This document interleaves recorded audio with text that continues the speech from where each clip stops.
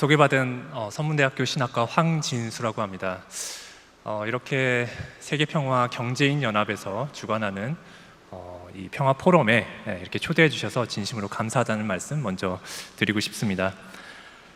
제가 이렇게 처음 그 강의를 의뢰받았을 때 저는 뭐 북한 문제 전문가도 아니고 경제 전문가도 아닌데 저는 신학자인데 오늘 이 자리에 이렇게 초대받은 이유가 뭘까 생각을 해봤을 때 우리 처음에 우리 그 진성배 위원장님께서 강의를 잘 해주셨듯이 그 하늘 부모님 성회, 참 부모님의 사상, 공생 공영 공의주의, 특히 이상사회의 경제적 측면을 다루는 공생주의의 관점에서 우리가 어떻게 한반도 평화에 다가갈 수 있을까, 무엇을 준비해야 되고 어떠한 방향으로 가야 되고 어떠한 태도를 가져야 되고 어떠한 문화를 조성해 갈 수 있을까 하는 점에 좀 초점을 맞춰서 잠시 여러분들과 이야기를 나누고자 합니다. 이것이 그 우리 창시자 문선명 한학자 참 부모님께서 지향하시는 미래 사회의 어떤 이상적인 모습입니다. 하나님의 아들, 딸로서 참 부모를 중심하고 한 형제가 된 대가족 사회, 자유와 평화와 통일의 세계, 그리고 오늘의 주제가 되는 공생, 공영, 공의의 세계, 이와 같은 어떤 이상의 실천은 참부모의 사상, 위하는 참사랑의 이념이 아니고서는 불가능하다라고 하는 이런 말씀까지 우리가 보게 됩니다. 그래서 오늘 그 공생주의의 관점에서 한번 한반도 평화를 살펴볼 텐데요. 먼저 공생, 공영, 공의주의란 무엇일까? 잠시 좀 말씀을 나누고자 합니다. 이 공생공영 공의주의라고 하는 것은 하늘 부모님 성회의 관점에서 신중심한 이상세계의 그 경제, 정치, 윤리의 측면을 다룬 개념입니다. 아까 진성배 위원장님께서 아주 잘 설명을 해주셨기 때문에 제가 간단하게 넘어갈 수 있을 것 같습니다. 이렇게 공생주의는 경제적인 측면을 다루고 있고요, 공영주의는 정치, 공의주의는 윤리, 양심의 의관, 아까 3대 주체 사상, 이렇게 세 가지 단순 개념으로 이루어진 복합 개념입니다. 여기서 조금 강조하고 싶은 부분은 보통의 이제 종교가 이상 세계를 논할 때 어떤 피안의 세계, 내세, 지금 현실이 아니라 다가오는 어떤 그런 초월적 세계의 이상향을 그리는 그런 경향이 큽니다. 물론 현실 세계를 말하지 않는 것은 아니지만요.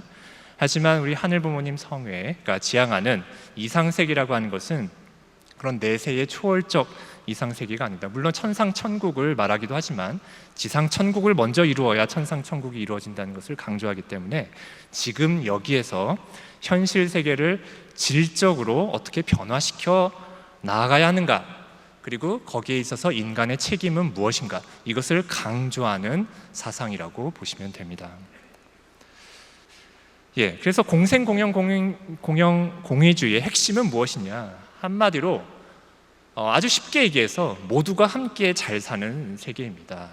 어떤 특정 계급만, 어떤 특정 집단만, 특정 개인만 잘 사는 세계가 아니라 모두가 함께 잘 사는 세계죠. 이런 관점에서 보자면 오늘날의 세계가 과연 공생, 공영, 공의주의 세계인가?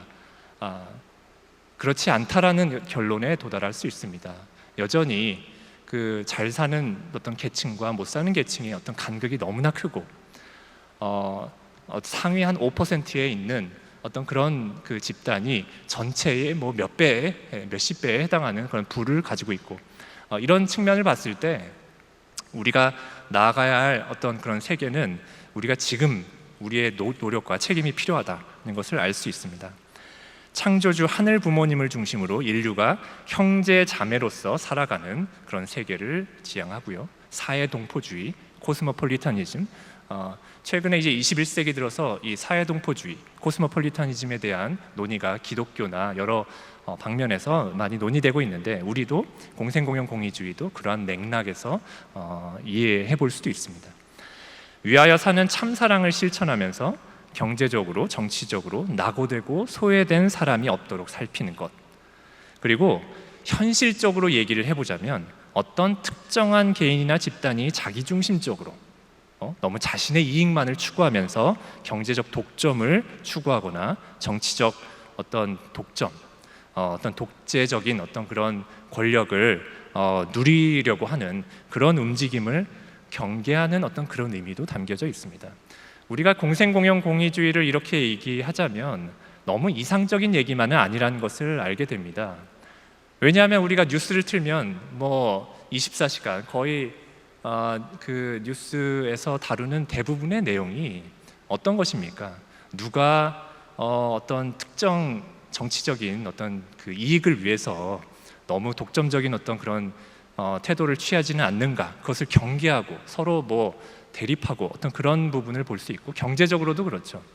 너무 어떤 한쪽으로 편중된 경제적 그 부의 편중이 이제 가속화되면서 그런 문제가 발생하지는 않는가, 이런 내용들이 우리 뉴스의 어떤 오르락 내리락하는 주요 과제입니다. 이런 걸 봤을 때 공생공영공의주의가 단지 어떤 이상적인 그런 얘기만을 하는 것은 아니다, 우리가 그렇게 이해를 해볼 수 있습니다. 자, 오늘 제가 좀 말씀드리고자 하는 것은 공생주의에 대한 부분인데요, 이상사회의 경제적 측면을 다룬 개념입니다. 특히 소유의 측면을 다루고 있습니다. 여기 하나의 대전제가 있습니다. 하나님과 인간은 부모와 자식의 관계이다. 사랑으로 일체를 이루어서 만물을 공동 주관해 나가야 한다, 라고 하는 어떤 전제가 깔려 있는데요. 하지만 이것이 꼭 신을 믿는 사람만이 우리가 생각해 볼 수 있는 그런 사상은 아닙니다. 아까도 말씀드렸지만 모두가 함께 잘 사는 세계는 이게 뭐 유신론적인 입장에서 종교인들만 지향하는 세계는 아니기 때문에 그렇습니다.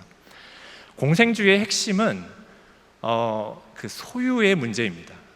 사실 이 공생주의라고 하는 것은 공산주의에 대응해서 통일 사상에서 제시하는 이론이기도 하고, 그래서 소유의 문제가 굉장히 중요한 이슈로 대두되고, 두 가지 아까 측면이 있다고 우리가 이미 보았습니다. 하나는 공동 소유, 또 하나는 개인의 적정 소유입니다. 이 부분을 중심으로 조금 설명을 해 나가도록 하겠습니다. 자, 공생주의가 지향하는 이 세계는 결국은 어떻게 하면 공동 소유의 그 정신에 입각해서 우리가 경제 활동을 해 나갈 수 있는가? 공동 소유라고 하는 것은 이게 그 기독교의 뭐 청지기 사상에도 들어가 있는 것이고요. 뭐 로크의 사적 소유 개념에서도 그 기반이 되는 사상입니다.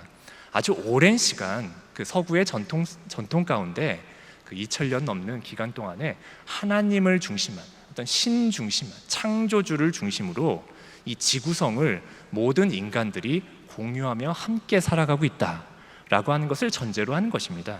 따라서 공동 소유는 실질적으로 현실적으로 얘기해 보자면 우리가 경제 생활을 해나가는 데 있어서 대전제가 되는 정신이라고 보시면 되겠습니다. 이것을 누구나 독점해서 개인의 이익만을 취하는 세계가 아니라 이 지구성을 함께 공유하면서 공동으로 관리해 나가는 이런 정신을 우리가 함양해야 된다라는 것을 얘기하고 있습니다.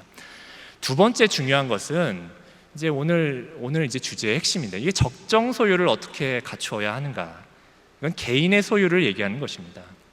너무 많이 가져서도 안 되겠고 너무 적게 가져서도 안 되겠고, 개인의 소유가 필요하다는 것을 공생주의에서는 강조합니다. 왜냐하면 모든 인간은 하나님의 어떤 독특한 꼴을 닮아서 개성 진리체로 그렇게 지음받았기 때문에 개개인인 자신의 독특한 개성을 살려서 자유의지에 따라서 어떤 자신의 어떤 뭐 취미와 개성을 발휘하기도 하고, 또 그럼으로 말미암아서 그런 자신의 능력을 가지고 전체 사회에 이득이 될 수 있는 어떤 그런 사랑을 베풀고자 할 때, 그럴 때 개인의 소유가 필요하기 때문에 통일 사상에서는 적정 소유라고 하는 이름으로 개인의 소유의 필요성을 얘기하고 있습니다.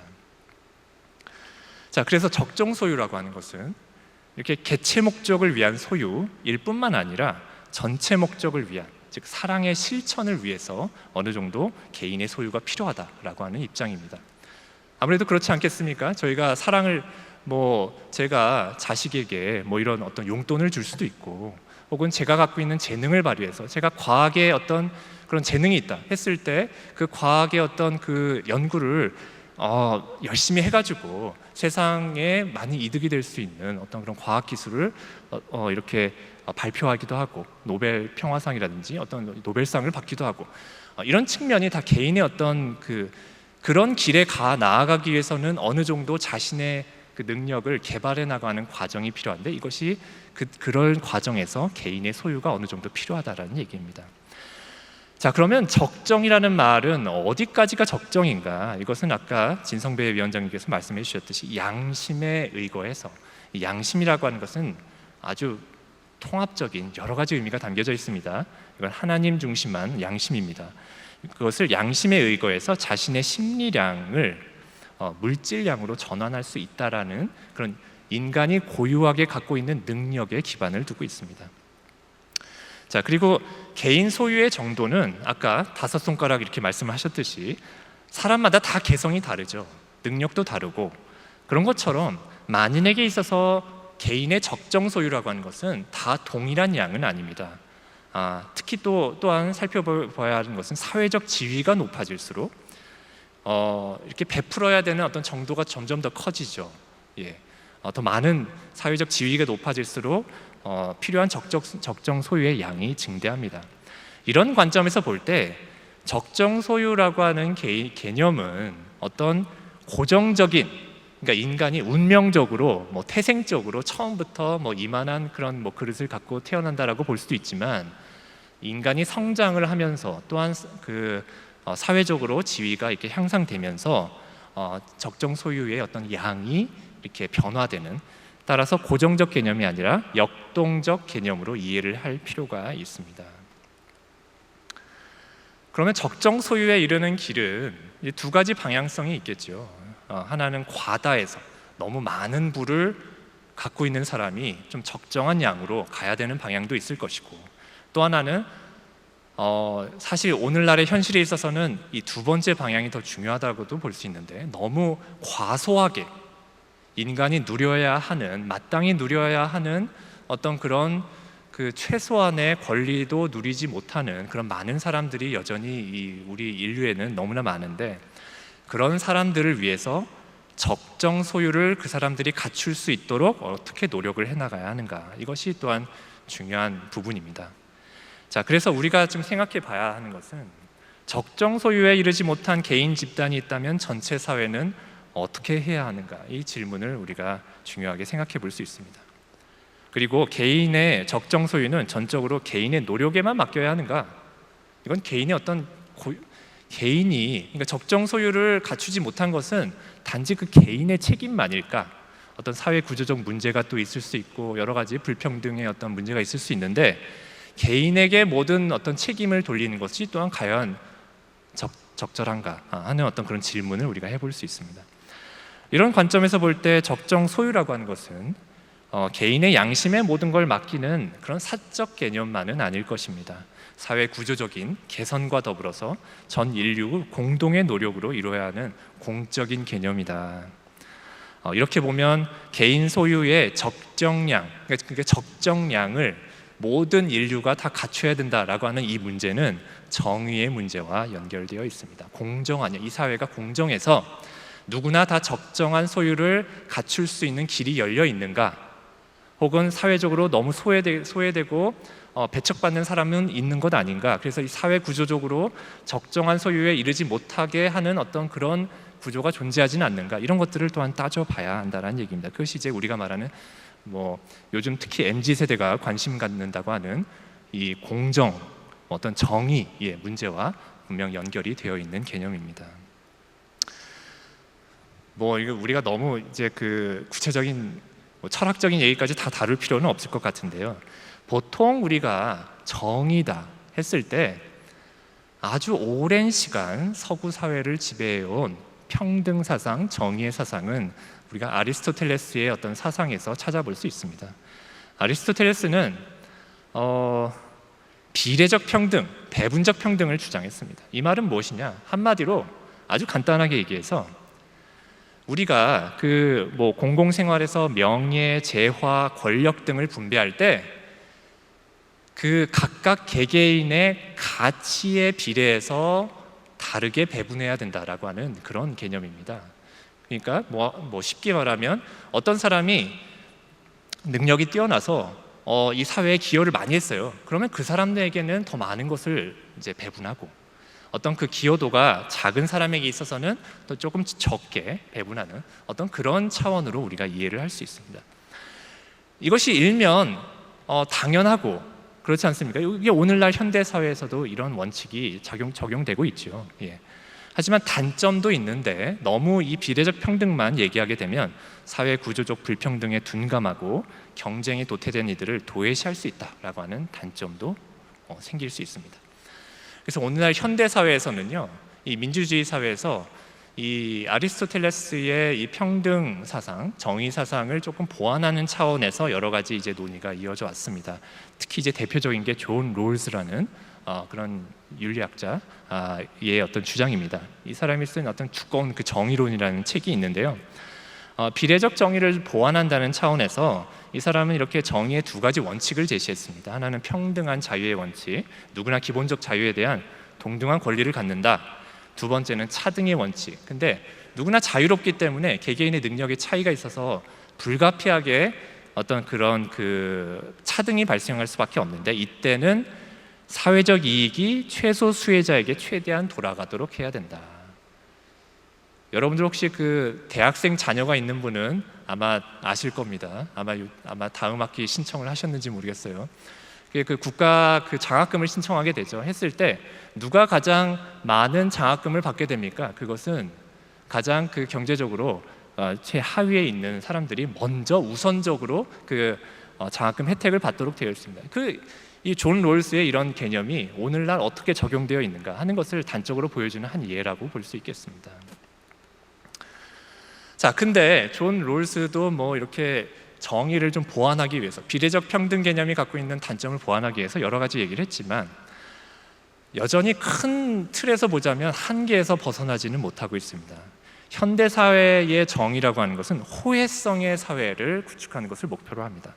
호혜성의 사회라고 하는 것은 우리가 왜 경제적 관계를 맺느냐? 그것은 서로 이득을 얻기 위해서 한다는 얘기입니다.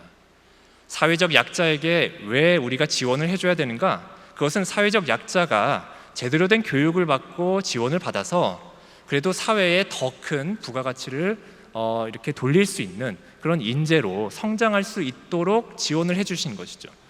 따라서 그런 면에서 보자면 호혜적 관계입니다. 이게 공짜로 주는 건 아니란 얘기죠. 나중에 이것을 더 크게 사회에 기여하라라고 하는 차원에서 지원을 해주는 것이죠. 근데 이런 게 이제 정의의 원칙인데, 이런 정의의 원칙은 강한 조건성을 기반으로 하고 있습니다. 아무도 손해 보려고 하지 않죠. 오늘 경제인연합에서도 아마 그런 부분이 이제 큰 질문으로 자리 잡을 것입니다. 이 북한을 어떻게 지원해 줘야 되는데 우리가 손해 보지 않는 방향에서 어떻게 이런 우리가 대북 사업을 지원할 수 있을까? 어떤 이런 질문이 또한 메인 그런 질문으로 떠오르죠. 자, 근데 이 호혜성의 사회를 유지하려고 한다면 아까 말씀드렸듯이 전제가 그 호혜적 관계에 포함되어야 우리가 무슨 지원도 해줄 수 있고 하는 것입니다. 그런데 문제는 뭐냐면 호혜적 관계에서 범주에서 벗어나는 사람들이 항상 생긴다라는 것이에요. 마치 이게 뭐 밑빠진 독에 물 붓기다 뭐 이런 말을 하는데, 아무리 지원을 해줘도 이 사람들이 사회에 긍정적으로 어떤 되돌릴 수 있는 가능성이 잘 보이지 않는다. 이런 사람들에게 있어서는 그러면 우리 사회는 그 사람들의 적정 소유를 책임져 줘야 하는가, 지원을 해줘야 되는가, 이런 문제가 발생한다라는 것이죠. 그것이 이제 대표적으로 여러 가지 예가 있을 수 있겠지만 난민 지원의 예를 하나 들 수 있습니다. 우리가 2015년도에 그 시리아 그 내전으로 수백만 명의 그 시리아 난민들이 유럽 사회에 뿐만 아니라 전 세계적으로 이제 그 난민이 이제 발생해서 뻗어 나갔습니다. 이게 펼쳐 나갔어요. 이랬을 때 그 유럽 사회에 있어서 EU에서 큰 이슈가 됐었죠. 처음에는 받아들였는데 이게 너무 많다 보니까 과연 이 난민들을 어디까지 받아들여 줘야 하는가? 이게 그 공정과 정의의 문제가 떠오른 겁니다. 이 사람들은 지금 우리 사회에 아무런 기여를 하지 않는 사람들인데 왜 우리가 아무리 무슨 사회 동포주의나 이런 걸 좋은 어떤 그런 얘기를 해도 결국은 자국민들에게 피해가 돌아가고 많은 사회적 문제가 발생하고 범죄가 발생하고 이런데 어디까지 난민을 받아들일 수 있는가, 이런 문제가 발생한다는 것이에요. 그러면 단순히 정의의 문제, 정의의 관점만으로 다가가면 이 난민을 받아들여야 하지 않는다, 받아들일 수 없다라는 어떤 결론에도 도달할 수 있게 되는 것입니다. 이게 그 정의가 갖고 있는 딜레마입니다. 대북 지원 문제 또 여기에 포함될 수 있죠. 예전에 이제 퍼주기 논란, 햇볕 정책에서 북한에 우리가 왜 그렇게 도와줘야 되는가, 무슨 이유로, 이런 문제가 많이 발생했었습니다. 지금도 그런 어떤 비판이 있죠. 이랬을 때 이제 그 어떤 정의의 딜레마에 우리가 또한 생각을 해보게 됩니다. 한반도 통일에 드는 비용이 10년간 2,167조 원이라고 어떤 그 조사기관에서 발표를 한 바 있습니다. 예전에는 민족적 동일성을 이렇게 막 강조하면서 지원해줘야 된다라고 하는 어떤 이야기가 그 충분히 공감대를 형성할 수 있었지만, 아까 말씀드렸듯이 요즘에 그 MZ 세대들, 저도 이제 돌아보니까 저도 이제 40대 중반인데요. 저는 X세대, 오렌지 세대, 그때 일인데, 요즘에 그 20, 30대 MZ 세대들은 민족적 동질성에 대한 그런 그 공감대가 크게 작용하지 않습니다. 아주 그냥 투명하고 냉정하게 경제적 이득을 살펴보죠. 그래서 북한을 지원하고 어떤 원조하는 어떤 그런 것에 있어서 우리가 무슨 이득을 얻을 수 있는가? 이게 그 10년 이렇게 어마어마한 돈이 들어가는데, 이 돈이 다 국민의 세금일 텐데, 그러면 이것에 계속 지원을 해주는 게 맞는가? 이런 이제 의문에 봉착할 수밖에 없다라는 것이죠.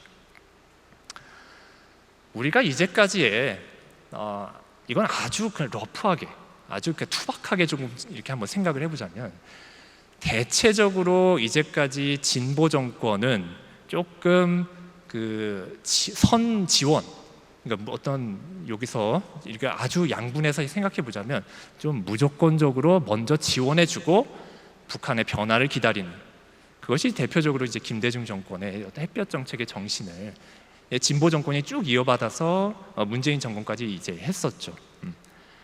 또 하나의 이제 방법은 이제 보통 보수 정권이 이제 대북 정책을 할 때, 이제 예를 들어 이명박 정권의 그 그랜드 바겐 정책이라든지 박근혜 정부의 한반도 신뢰 프로세스, 이런 것들은 이제 공통점은 뭐냐면 강력한 압박, 대북에 대한 제재를 강화해서 북한의 변화를 이끌어내려고 하는 어떤 그런 입장입니다. 그러니까 강한 조건성을 기반으로 하고 있습니다. 그러니까 북한이 뭐뭐를 하면, 핵시설을 폐기하면 우리가 뭘 해준다, 어떤 그런 조건을 걸고 북한이 거기에 응하면 해준다라고 하는 입장이 지금 어떤 대체적으로 보수 정권이 취하는 대북 정책의 방향이었습니다. 제가 이런 어떤 게 좋고 어떤 게 나쁘다를 얘기하는 게 아닙니다. 대체적인 좀 흐름이 이제 그렇게 이어져 왔습니다. 어떤 학자는 이것을 그 이솝 우화 이야기 아시죠? 그 해와 바람의 이야기로 이렇게 비유해서 설명하기도 합니다. 해와 바람이 이제 내기를 했다고 하죠. 저 지나가는 행인의 그 겉옷을 누가 빨리 벗게 하느냐 했을 때, 보통 이제 햇볕 정책, 이제 그 햇볕 정책을 평가할 때 그냥 무조건적으로 태양이 그냥 조건 없이 기약 없이 계속 지원을 해줘서 결국 북한이 스스로 개방해서 나올 수 있도록 하는 어떤 그런 방식이 하나가 있고, 또 하나는 강한 압박을 해서 억지로 그 옷을 벗기게 하려고 하는 어떤 그런 방식이 있을 것입니다. 제가 여기서 얘기하고 싶은 것은 어느 한쪽 방향으로만 이게 될 수는 없고 이 두 가지 방법이 공존해야 한다라는 것을 좀 강조하고 싶습니다. 우리가 이 호혜적 관계에서 벗어난 이 북한이 대표적인 케이스입니다. 우리에게 호혜적 관계가 아니죠. 지금 지속적으로 우리의 어떤 안보를 위협하고, 미사일을 쏘고, 핵무기를 지금 만들고, 그 대북 그 연락사무소를 우리가 아무런 동의 없이 폭파하고, 어떤 이런 일들을 봤을 때 결코 지금으로 북한과 우리의 관계는 호혜적 관계라고 얘기하기는 어렵습니다. 하지만 그럼에도 불구하고 우리가 한반도를 공유하고 있는 어떤 그런 국가로서 민족적 동질성을 갖고 나아가는 입장에서 결국 적정 소유에 이를 수 있는 길을 모색해야 합니다. 두 가지 방법이 있다는 것이에요. 하나는 무조건적인 지원의 방식이 있겠고, 또 하나는 조건을 충족시키면 지원해주는 방식이 있겠습니다. 첫 번째는 주고 잊어버리는 참사랑입니다. 이거는 되돌려받지 못할 수도 있다는 것을 인식하면서 하는 것입니다. 이게 합리적, 논리적 차원에서 보면 약간 이게 좀 속된 말로 어떤 사람들은 미친 짓이다 이렇게 얘기할 수도 있겠죠. 도대체 무슨 이유로 왜 이걸 무조건적으로 지원해 줘야 하는가, 이런 비판에 직면할 수 있습니다. 또 하나는 조건을 충족시키면 된다라고 하는 것은 적어도 손해보고 싶지 않은 욕망이 발현된 것이고, 투자한 것 이상을 보상받고 싶다라고 하는 욕망에 기초하고 있습니다. 그래서 무조건이란 말은 말 그대로 이해할 수 없는 영역, 공정하지 않거나 합리적이지 않다는 비판에 직면할 수 있습니다. 받는 쪽에 변화가 없을 때는 더욱 그렇습니다. 사실 문재인 정권이 처음에는 좋았는데 후반으로 갈수록 비판을 받았던 이유가 그럼 북한이 뭘 변화했는데 이런 비판에 직면했기 때문입니다. 조건을 충족시키면 지원한다는 것은 비례적 정의에 좀 기반을 두고, 근데 가장 큰 문제는 뭐냐면 상대가 조건을 충족시키기 어려운 경우는 어떻게 해야 하는가? 그러면 답이 없다라는 얘기입니다. 그게 이제 그 이명박 정권의 그랜드 바겐 정책이었습니다. 그럼 그 조건에 응하지 않으면 다음 방법이 없습니다. 그래서 관계가 정체되거나 악화될 가능성이 크다라는 것입니다. 자, 이렇게 그 무조건적인 사랑이 우선해야 되느냐, 조건적인 정의가 우선해야 되느냐, 그러면 이 두 가지가 어떻게 조화를 이루어야 하는가, 여기에 대해서 우리가 공생주의 관점에서 제가 좀 소개해드리고 싶은 철학자는 폴 리퀘르라고 하는 제가 좋아하는 철학자입니다. 프랑스 철학자인데요, 이 사람은 무슨 얘기를 했느냐, 그 누가복음에 그 원수 사랑 계명이 있죠. 예? 뭐 왼쪽 뺨을 때리면 오른쪽 뺨을 내밀고 뭐 이런 그 원수 사랑 계명, 그러니까 무조건적으로 사랑을 주어야 한다라는 어떤 그 계명이 나오는데, 그 누가복음 6장 27절에서 30절이 나온 다음에 31절에 무슨 말이 나오냐, 황금률 계명이 나옵니다. 그것은 남에게 대접을 받고자 하는 대로 너희도 남을 대접하라. 이것은 조금 정의적 차원이다.